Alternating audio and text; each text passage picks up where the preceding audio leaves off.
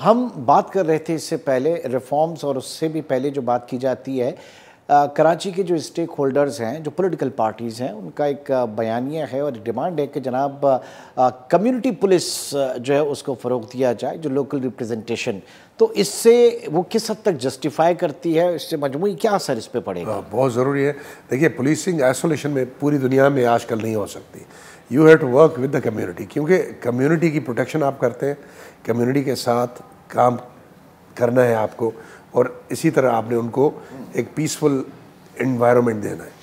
अब इसके बहुत से it has become such a vast subject कि इसकी बहुत सी मैनिफेस्टेशंस हैं। मिसाल के तौर पे CPLC का ओरिजिन आप देख लें, एक लोकल बहादुराबाद में नेबरहुड वॉच से शुरू हुआ, जो वहाँ की लोकल कम्युनिटी पुलिस के साथ मिल के एक गाड़ी दी, उन्होंने एक गाड़ी पुलिस की सही करवा के दी, और कट्ठे कट्ठे पेट्रोलिंग की। इलाके में चोरियां ख़त्म हो गई, जहाँ पे बहुत ज़्यादा बेंगलोज थे, दूसरे घर थे, और उन्होंने पिच इन किया, अपना एफर्ट दिया, वॉलंटियर्स दिए पुलिस के साथ मिलके। पुलिस में भी चेक एंड बैलेंस हो गया, ट्रांसपेरेंसी आ गई पुलिस की वर्किंग में, कि मोबाइल कभी उधर नहीं खड़ी अपनी मर्ज़ी से, सवाबदीद से, कभी उधर निकल नहीं गई, और उसी एरिया में। तो ये नेबरहुड वॉच से लेके CPK आपको दिया कि मॉडर्न उसका वर्जन है। इलेक्ट्रॉनिक सर्वेलेंस में हमारी मदद कर मुराद सोनी साहब, दानिश अमान, आमिर छोटानी, ये सब यहाँ के मौजूद सिटीजन्स हैं, एंड वो हमारी मदद करते हैं, कैमरास लगाते हैं।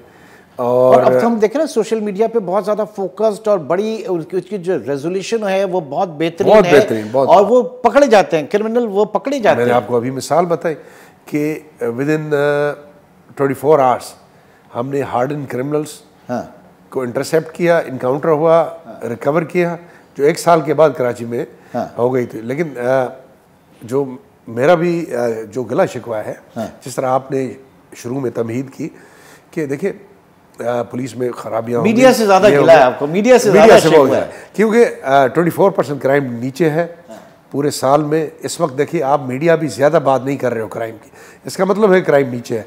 तो उसको आपने हमारी नेगेटिव चीज़ को जहाँ तक आपने उजागर करना है, तो ज़रूर अगर कोई पॉजिटिव काम है तो यू शुड इनकरेज, हम इनकरेजमेंट लेते हैं।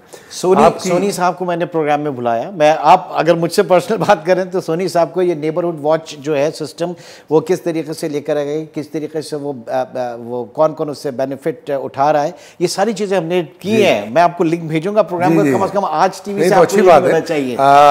आप इस तरह करें, लोगों को होप दे कि things are improved a lot, we can still, ये पोटेंशियल है टू इम्प्रूव इट फर्दर, और इंशाल्लाह हम करेंगे। लेकिन उसमें कम्युनिटी मिसट्रस्ट नहीं होना चाहिए, उसकी इंगेजमेंट होनी चाहिए। exactly. अच्छा, लास्ट मुझे पता है आपकी कुछ मीटिंग्स भी हैं इंपॉर्टेंट। एक बड़ा अहम सवाल जो आप लोग गिरफ्तार करते हैं, सारी चीज़ें, उसके बाद एक दुनिया इस वक्त बहुत एडवांस टेक्नोलॉजी से आगे जा रही है, तो फॉरेंसिक लैब इस वक्त पाकिस्तान में सिर्फ पंजाब में मौजूद है, लाहौर में मौजूद है गालिबन, और सिंध में क्यों नहीं है? हालांकि सिंध जो है, अगर हम बात करें मेडिकल फैसिलिटीज़ के हवाले से, हेल्थ केयर सेक्टर के अंदर सिंध जो है वो पूरे पाकिस्तान में लीड कर रहा है। तो इतनी बड़ी चीज़ यहाँ पर कैसे रह गई, और उसको किस तरीके से अकोमोडेट कर रहा है, किस तरह आगे बढ़ रहा है? Forensic lab as we speak very gracious के, यानी कि मैं कहूँगा कि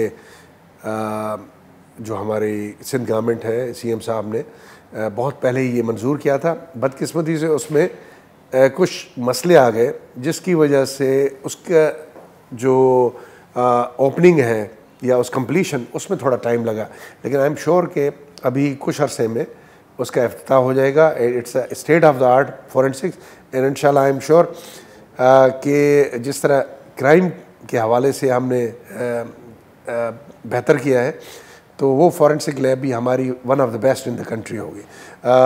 बल्कि मैं इससे भी आगे जाऊँगा कि फॉरेंसिक्स के बगैर जो मॉडर्न वे ऑफ पुलिसिंग है, improvement in investigation, more use of technology and digitization, आपका रिकॉर्ड भी, हर चीज़ भी, and the third one is use of this forensic evidence.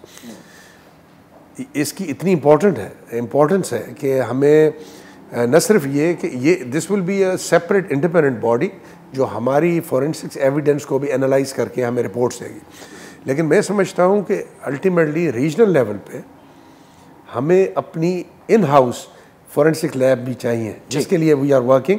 और इसमें क्या होगा कि कराची रीजन में, Hyderabad region, Sukkur region, Larkana region, इसमें आपकी पुलिस के डिस्पोजल पे वो फॉरेंसिक, ताकि हम फॉरेंसिक्स खुद भी करते रहें।